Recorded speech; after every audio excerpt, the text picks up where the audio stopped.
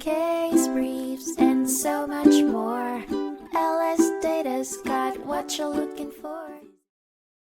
In 1989, the Court of Special Appeals of Maryland heard a case between software engineering firm Singer and public utility company BG&E, focusing on the classification of electricity in a utilities distribution system and the utility's liability for service interruptions. Singer sued BG&E for power disruptions at their manufacturing facility, alleging that the interruptions resulted from the willful default or neglect of the utility. The case questioned whether electricity in a utility company's distribution system was considered goods under the Uniform Commercial Code and dealt with the application of the statute of limitations to claims related to the service interruptions. After the circuit court dismissed some claims and granted summary judgment to BG&E on others, Singer appealed.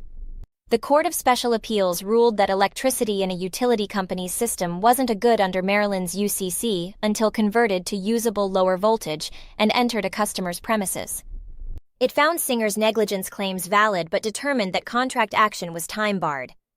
The case was then returned to the circuit court to assess willful default or neglect claims against BG&E. Case briefs, and so much more.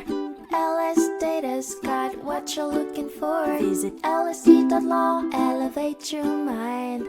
Leave the stress of class.